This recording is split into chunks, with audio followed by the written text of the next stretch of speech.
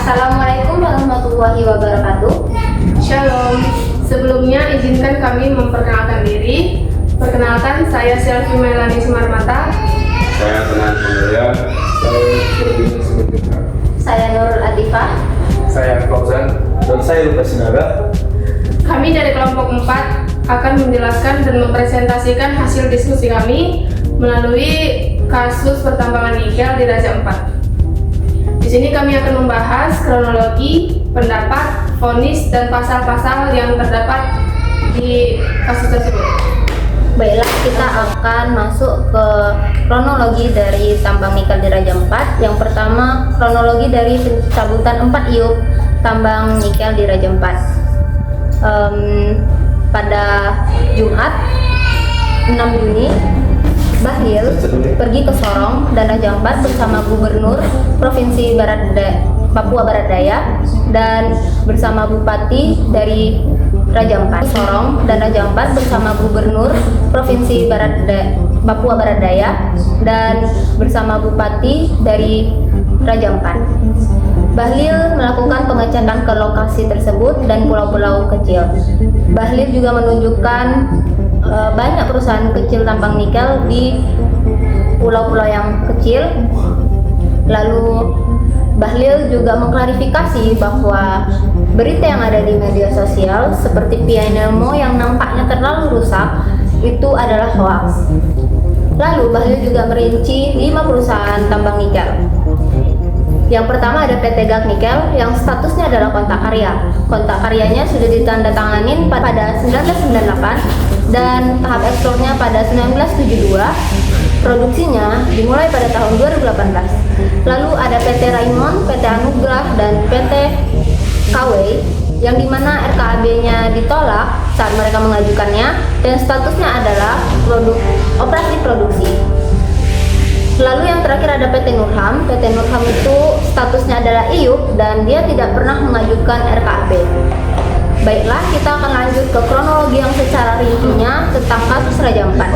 Belum hari Rabu 4 Juni terdapat maraknya berita tentang Raja Ampat mengenai lingkungan yang sangat rusak di Raja Ampat. Pada hari Rabu 4 Juni Menteri SDM kita yaitu Bahlil Lahadalia bersama dengan Seskap melakukan diskusi. Atas perintah dari Presiden melalui Seskap, Bahlil diminta untuk mendalami persoalan tentang berita tersebut. Pada Kamis 5 Juni 2025, dari petunjuk Presiden Prabowo melalui Seskap, Bahlil dan tim segera melakukan penyetopan sementara dari produksi tambang yang masih beroperasi pada saat itu. Pada saat itu, dari 5 tambang yang masih beroperasi, hanya PT Gag Nikel yang memiliki rencana kerja dan anggaran biaya. Setelah melakukan penyetopan sementara, Bahlil dan tim diperintahkan oleh Presiden Prabowo untuk meninjau lokasi guna mendapatkan informasi yang objektif dan komprehensif, tidak hanya memiliki informasi sepihak. Pada Sabtu malam 7 Juni, Bahlil kembali ke Jakarta dan ia langsung berkoordinasi dengan Seskap dan Mensesnek dan menyampaikan informasi yang ia dapat di lapangan kepada Presiden Prabowo. Pada Senin 9 Juni, Presiden Prabowo melakukan ratas atau rapat terbatas yang dihadiri oleh Kementerian Lingkungan Hidup dan Kehutanan atau LKHK dengan mempertimbangkan semua temuan yang di lapangan dari Gubernur dan Bupati menyatakan serta tinjauan komprehensif. Presiden Prabowo memutuskan 4 iup dicabut. Bahlil mengambil langkah-langkah teknis dan berkoordinasi dengan Menteri LHK dan Kementerian Kehutanan untuk melaksanakan pencabutan. Pemerintah secara resmi menyatakan mencabut 4 iup tersebut terhitung pada saat itu. Selanjutnya saya akan membahas siapa pelaku dan korban dalam kasus ini. Pelaku atau pihak yang dianggap bertanggung jawab atas masalah atau pelanggaran. Pelaku dalam konteks ini adalah entitas yang menjalankan aktivitas penambangan yang menjadi sorotan publik diduga merusak lingkungan dan izinnya terbukti melanggar aturan. Pelaku utama atau pelanggar yang izinnya dicabut. 4 perusahaan pemegang IUP yang dicabut: PT KW Sejahtera Mining, PT Mulia Raymond Perkasa, PT Anugerah Surya Pratama, PT Nurham. Perusahaan-perusahaan ini menjadi pelaku karena terbukti melakukan pelanggaran dalam konteks lingkungan sesuai temuan teratas, dan IUP-nya berada di pulau-pulau kecil di pulau. Mereka dianggap sebagai pelaku karena telah melakukan kegiatan yang terindikasi melanggar norma lingkungan dan aturan administrasi, tidak patuh RKAP atau menambang di kawasan hutan di pulau-pulau kecil Raja Ampat sehingga memicu sorotan publik dan kerusakan lingkungan. Korban atau pihak yang terdampak negatif. Korban utama dari aktivitas penambangan ini adalah 1. Lingkungan hidup dan ekosistem Raja Ampat, terutama pulau-pulau kecil, hutan, dan keanekaragaman hayati yang rusak atau terancam akibat aktivitas tambang. 2. Masyarakat lokal dan sektor pariwisata. Kesejahteraan dan mata pencaharian masyarakat lokal terancam mengikat Raja Ampat adalah destinasi pariwisata bahari dunia yang sangat bergantung pada kelestarian alam. Di sini saya akan menjelaskan vonis yang diberikan oleh kasus aparat dan penegak hukum tersebut. Yang pertama, ada potensi jerat pidana dari Kementerian Lingkungan Hidup. Menteri Lingkungan Hidup menyatakan bahwa ada potensi pidana karena ditemukan beberapa kegiatan yang dilakukan di luar norma yang berlaku. KLHK berencana mengirim tim untuk menentukan langkah hukum, yaitu sanksi administrasi lanjutan, misalnya denda paksaan. Sengketa lingkungan hidup, gugatan pidana yang akan menjerat direksi atau korporasi ke pengadilan. Potensi jerat hukum dari Kementerian Kehutanan atau Kemenhut menyiapkan langkah hukum administrasi pidana hingga gugatan perdata. Kementerian sedang mengumpulkan bukti karena PT KSM dan PT MRP terindikasi menambang nikel di kawasan hutan tanpa memiliki persetujuan penggunaan kawasan hutan.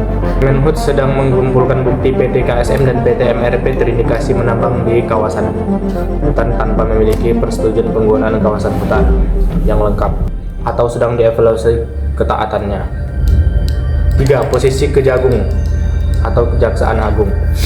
Kejaksaan Agung membenarkan bahwa perkara ini telah diselesaikan secara administrasi pencabutan IUP. Namun, Kejagung siap menerima laporan sebagai pintu masuk untuk penyidikan lebih lanjut. Guna penyidikan temuan pelanggaran dengan regulasi hukum dan melihat apakah ada peristiwa pidana intinya. Terdapat 2 pasal yang dilanggar oleh kasus tersebut. Yang pertama yaitu pasal Undang-Undang Nomor 1 Tahun 2014 perubahan atau atas Undang-Undang Nomor 27 Tahun 2007 tentang pengelolaan wilayah pesisir dan pulau-pulau kecil. Yang kedua yaitu Undang-Undang Nomor 32 Tahun 2009 tentang perlindungan dan pengelolaan hutan hidup. Baiklah, kita di sini bersama Saudara Lukas. Kita akan bertanya nih, pendapat dia, apakah vonis yang diberikan oleh hukum sudah tepat?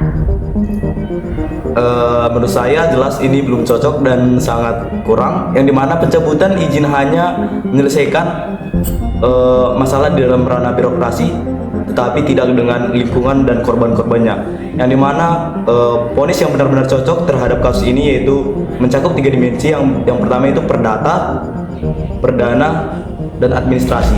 Yang pertama yaitu vonis administrasi, yang dimana vonis ini merujuk kepada pencabutan izin usaha pertambangan IUP terhadap 4 perusahaan yang tidak memiliki RKAB. Yang kedua yaitu vonis pidana, yang dimana hukuman penjara terhadap direktur atau pemimpin perusahaan yang bertanggung jawab. Yang kedua itu denda pidana maksimal terhadap korporasi atau perusahaan. Yang ketiga itu vonis perdata, yang dimana ganti rugi lingkungan. Ganti rugi lingkungan ini yaitu membayar sejumlah uang besar yang nilainya dihitung berdasarkan biaya rehabilitasi atau ekosistem yang telah rusak. Yang ketiga yaitu kewajiban pemulihan, ya, di mana pemerintah mengadili agar perusahaan melakukan reklamasi dan restorasi. Terima kasih. Ini saya akan mewakili kelompok kami, kelompok 4, untuk membahas tentang kasus tambang nikel yang ada di Raja Ampat. yang dimana yang pertama, putusan pencabutan 4 IUP Tambang Nikel di Raja 4 oleh pemerintah dipandang sebagai tindakan yang cepat namun bersifat reaktif, karena baru dilakukan setelah isu menjadi sorotan publik dan viral, mengindikasikan adanya kegagalan sebelumnya dari kementerian terkait. Kritik utama meliputi tentang kasus yang tambang nikel yang ada di Raja 4. Yang pertama, konsistensi hukum, yang dimana tindakan yang diskriminatif karena 4 UIP perusahaan yang dicabut sementara izin PT di tambang nikel dipertahankan. Hal ini mengancam status Raja 4 sebagai konservasi yang utuh dan menimbulkan pertanyaan mengenai keadilan. Yang kedua, sanksi belum tuntas, yaitu pencabutan IUP hanya sanksi administratif dan tidak memberikan efek jerah yang kuat, yang seharusnya ada ponisan hukum lanjutan berupa sanksi pidana dan gugatan perdata yang mewajibkan perusahaan membayar ganti rugi dan melakukan pemulihan lingkungan secara penuh. Yang ketiga, pengawasan lemah, yang dimana keterlambatan dan sifat reaktif KLHK serta Kemenlu dalam menyiapkan langkah hukum, mengkonfirmasi bahwa sistem pengawasan pemerintah telah gagal dan mencegah pelanggaran lingkungan di kawasan sensitif sejak awal. Intinya, langkah pemerintah sudah benar, namun terlambat dan perlu dilengkapi dengan sanksi yudisial yang tegas agar pelaku bertanggung jawab penuh atas kerusakan yang terjadi dan memberikan efek jerah. Sekian penjelasan dari kelompok kami. Sekiranya ada kesalahan data, kami mohon maaf dan kami mengucapkan Terima kasih.